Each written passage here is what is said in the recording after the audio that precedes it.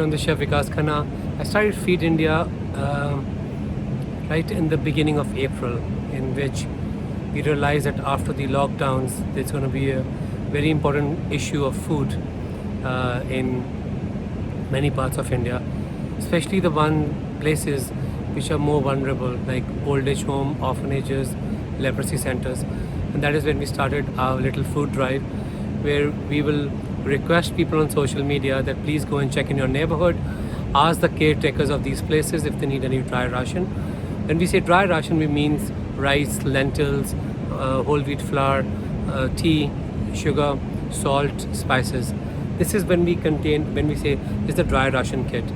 And we started the drive from there, and we started getting requests, and then we did not know what to do with it now, because we've already asked people that we're going to send food now.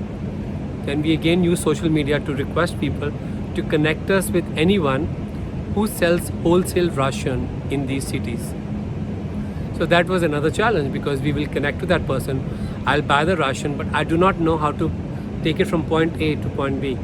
So who connects those two dots? So challenging, especially in the lockdowns and everything.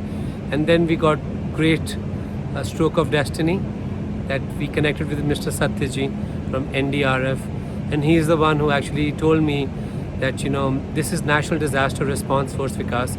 We are here with you, and we're going to make this mission very successful. And they did all the logistical works for us.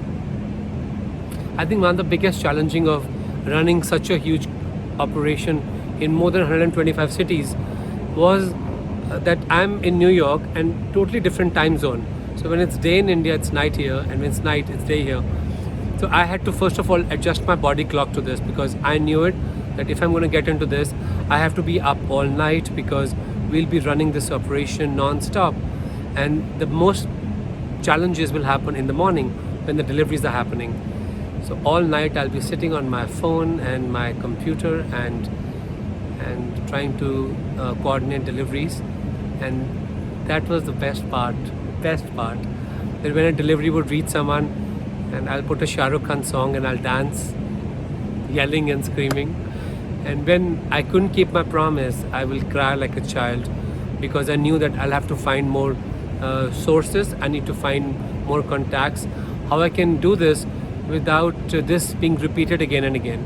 So just the way I run a restaurant, I do worksheets, I work workflow, section flow, counter flow, everything is divided. We did exactly the same thing, because in a lot of cities NDRF was not there, so we also had to connect with a lot of local NGOs. So I think from one meal to the another, and yesterday we would have served 12 million plus meals. When we say meals, we also include the cooked meals which we are serving and the dry ration meals.